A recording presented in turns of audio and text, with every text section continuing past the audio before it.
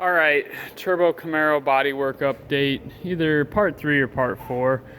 So we're starting to get the car sanded down, just getting the shine knocked off of the clear, just kind of prepping it all for the bodywork. Josh has been working on this quarter, just pulling some of the dents with the glue-on slide hammer tool. So he's got that deal working out pretty good.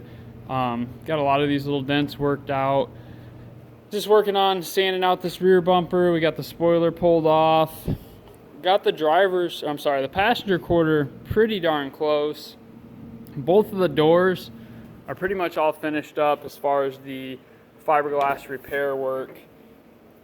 I'm really happy with that.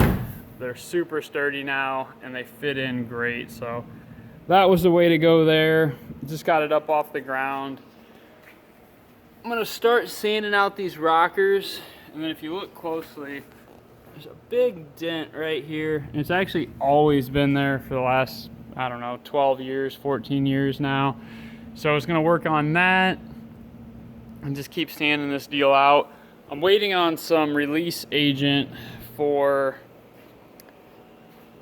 the hole in the hood. Basically, we're gonna mat that in and put the release agent on this, fill that in with the fiberglass. And like I said before, I'm gonna fill that brace in with the matting as well. So just waiting on a few things, but yeah, we're continuing to knock some stuff out and make progress on this. Josh has really got a handle on that tool for pulling these dents out over here. Is that tool somewhere? Yeah. Basically, he uses a bunch of different assortments of these guys that glue on, if you can picture that. So just use the hot glue gun, glue one of these on, and you just use this guy to work it out. Now, the real key that I've just kind of noticed with Josh working on this is the right amount of glue and the right amount of force to just pull that dent Exactly. just enough. You know, if you got a bigger dent, I use more glue, press it in there really good, almost let it dry even more. But if you got, this is what I've noticed, is if you got like just a little low spot, just a little less glue and almost hit it before the glue dries all the way, so it kind of releases a little bit faster and it pulls it out pretty good. I'm pretty happy with it. Yeah, I'm super impressed. But it's a skill that's developed. So the more you do it, the better you get at it. And it's definitely something, I almost feel like if someone was gonna try this, they almost wanna practice on something. Yeah. Because I would screw this all up. So Josh has got a really good handle on it, but that's just one of those deals where you gotta take your time and really figure it out. But yeah, we're making progress. Today's actually Thanksgiving, so happy Turkey Day to everyone. And we're just working on this deal, gonna continue to knock it out. I'm gonna sand out these rockers, work on those, but slowly and surely this thing's getting done. I got the new bumper still in the box there. I got these riv sets in up here.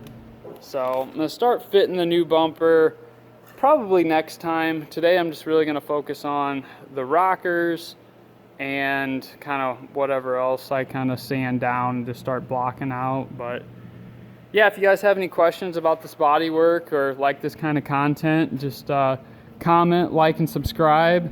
We're going to continue to make more of this content, and it's going to be a cool series because you can see what the car looks like now. You guys can see what the car looked like before, and you'll get to see what the finished product looks like, which I'm really excited about that. And really kind of showing you guys the tools involved. It's a lot of time. You guys aren't going to get to see the amount of time that goes into this.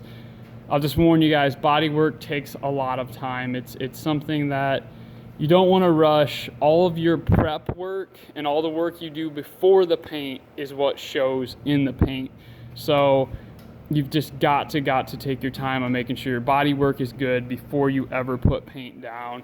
I've made that mistake, and your paint can look great and the paint will look great, but what's underneath it always shows. So that's something to keep in mind with this stuff. But also, like I said, you don't want to be scared of it. I would start, and what I've seen in like body schools and stuff is start with a beat up fender, work on that fender, try different things on that, put some dents in it, work those dents out, and then, you know, sand it, prime it, paint it, wet sand it, block it, do all that stuff, and then you can kind of develop into a bigger project.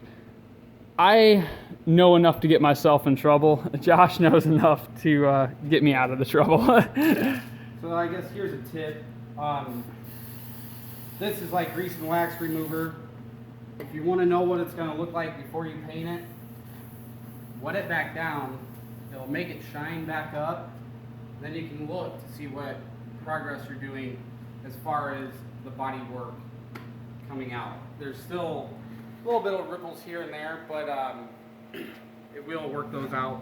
And that's a really good tip. I didn't even know that, and I can actually already tell how much smoother this line is in this quarter just in him doing that. So I have a really hard time seeing the low spots and high spots and ripples in it without a shine on it. So like if I look at this and I feel all this, I just struggle to dial in what needs to be done. But what he just showed you there, that really shows